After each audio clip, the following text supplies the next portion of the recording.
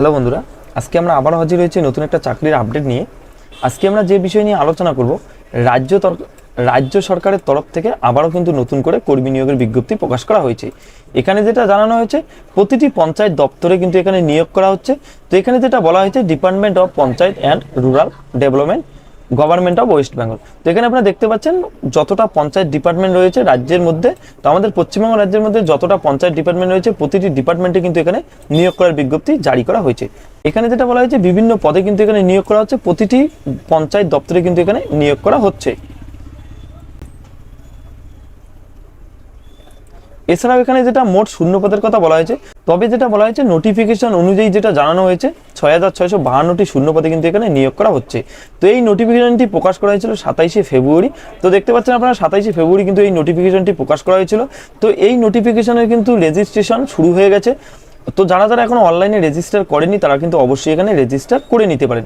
তো কিভাবে আপনারা রেজিস্টার করবেন সেই বিষয় নিয়ে আজকে আমরা সম্পূর্ণ এই ভিডিওতে আলোচনা করব, এবং কোন কোন পদে নিয়োগ করা হচ্ছে, কি শিক্ষাগত যোগ্যতায় আপনারা এখানে আবেদন করতে পারবেন, সম্পূর্ণ একে একে আজকে আমি এই ভিডিওতে আপনাদের সঙ্গে শেয়ার করব।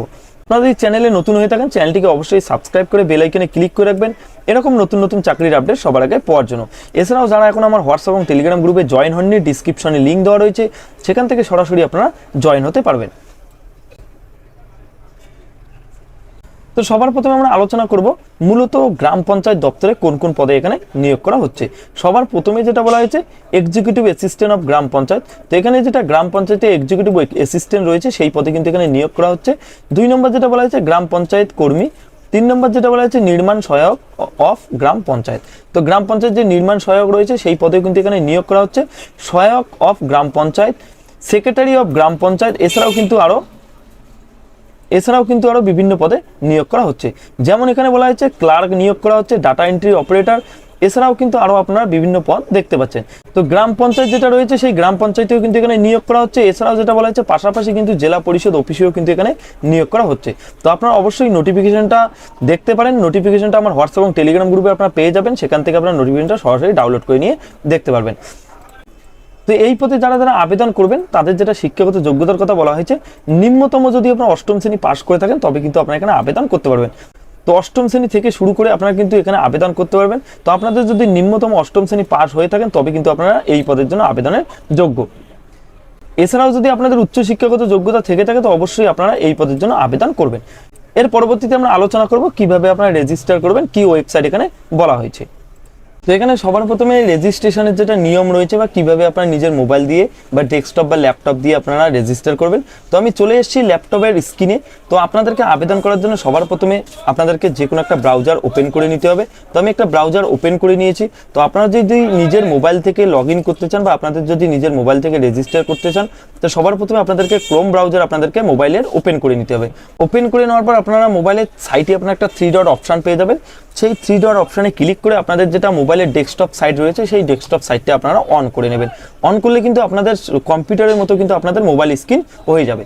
তো সবার প্রথমে আপনাদেরকে যে অফিসিয়াল ওয়েবসাইটে ভিজিট করতে হবে, wbprms.in, এই অফিসিয়াল ওয়েবসাইটে কিন্তু সবার প্রথমে আপনাদেরকে ভিজিট করতে হবে। আমি লিঙ্ক ডিসক্রিপশনে দিয়ে দেবো, সেখান থেকে ক্লিক করে কিন্তু সরাসরি আপনারা রেজিস্টার করতে পারবেন। তো সবার প্রথমে আপনাদেরকে এই অফিসিয়াল ওয়েবসাইটে ভিজিট করার পর আপনাদের কাছে এরকম একটা নতুন পপ আপ চলে আসবে। তো এখানে পপ আপে কিছু বিশেষ নির্দেশিকার কথা বলা হয়েছে। তো সেই নির্দেশিকার বিষয় নিয়ে আমরা একটু আলোচনা করব।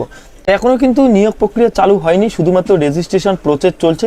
তো যারা এখনো রেজিস্টার করেননি তারা কিন্তু অবশ্যই এই অফিসিয়াল ওয়েবসাইটে ভিজিট করে কিন্তু আপনারা রেজিস্টার করে নিতে পারেন। যখনই আবেদন প্রক্রিয়া শুরু হয়ে যাবে আপনারা এই পোর্টালে অবশ্যই জানতে পারবেন। তো এখানে নিচের দিকে আপনারা দেখতে পাচ্ছেন স্কিপ টু হোম বলে একটা অপশন রয়েছে। তো সবার প্রথমে আপনাদেরকে স্কিপ টু হোমে আপনাদেরকে ক্লিক করে দিতে হবে।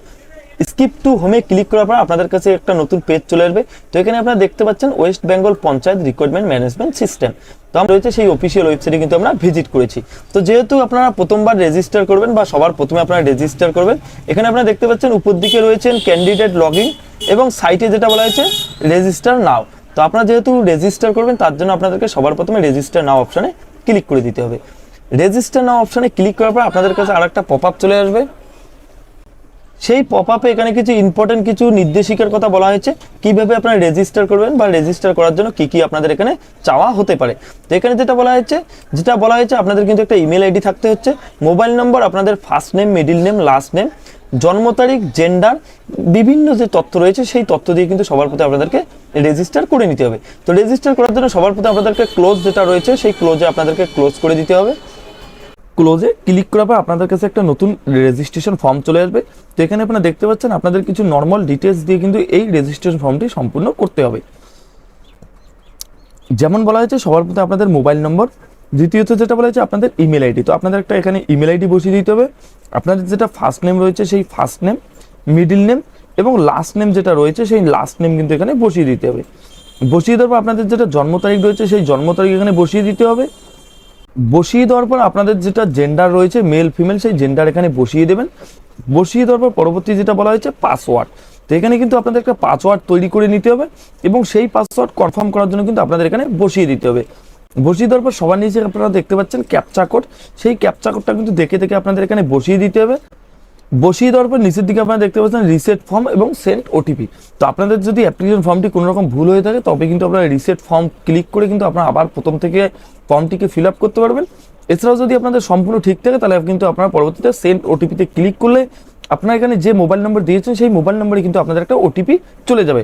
তো পরবর্তী প্রসেস আমি আপনাদেরকে সবার প্রথমে রেজিস্টার ফর্মটি সম্পূর্ণ করছি, সম্পূর্ণ করার পর পরবর্তী প্রসেস আপনাদেরকে দেখিয়ে দিচ্ছি।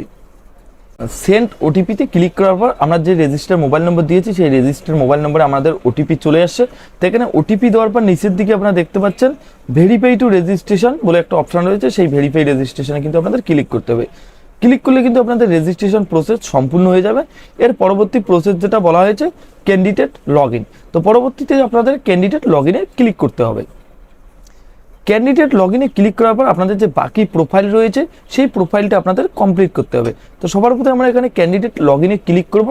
করার পর আমরা যে রেজিস্টার মোবাইল নম্বর এখানে দিয়েছি সেই মোবাইল নম্বর এবং যে পাসওয়ার্ডটা আমরা তৈরি করেছি সেই পাসওয়ার্ড এখানে বসিয়ে দিতে হবে। বসিয়ে দেওয়ার পর নিচের দিকে যে ক্যাপচা কোড রয়েছে সেই ক্যাপচা কোড আমাদের দেখে দেখে এখানে বসিয়ে দিতে হবে। তো চলেন আমরা লগ ইন করি। লগ ইন করার পর আপনাদের কাছে এরকম একটা নতুন প্রোফাইল চলে আসবে। তো এখানে আপনারা দেখতে পাচ্ছেন এখানে আপনাদের ফটো যেটা রয়েছে, ফটো যদি আপনারা এখানে আপলোড করে থাকেন তাহলে কিন্তু আপনাদের এখানে ফটো একটা চলে আসবে। এখান থেকে কিন্তু আপনাদের এডিট প্রোফাইল, তো আপনাদের যে প্রোফাইল রয়েছে কিছু তথ্য রয়েছে যদি আপনারা কোনো এডিট করতে চান তো আপনারা এখান থেকে কিন্তু এডিট করতে পারবেন।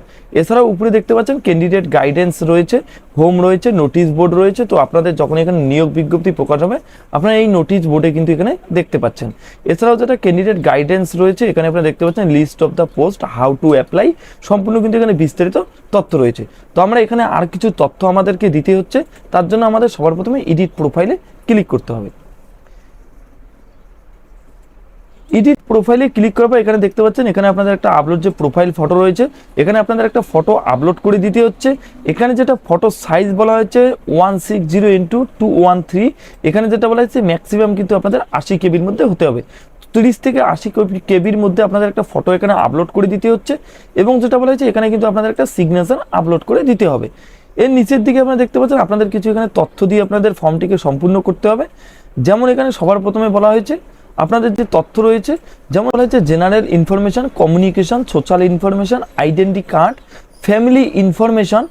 এছাড়াও কিন্তু আরও যেমন তথ্য রয়েছে পার্মানেন্ট অ্যাড্রেস, কমিউনিকেশন অ্যাড্রেস, আপনাদের যেটা ক্লাস 8-এর যে আপনাদের এক্সাম ডিটেলস রয়েছে সেই এক্সাম ডিটেলস এবং আপনাদের যেটা মাধ্যমিকের ডিটেলস রয়েছে সেই মাধ্যমিকের details, diploma class 10+2 bachelor examination details, সম্পূর্ণ ডিটেলস কিন্তু আপনাদের একে একে সম্পূর্ণ করে দিতে হবে।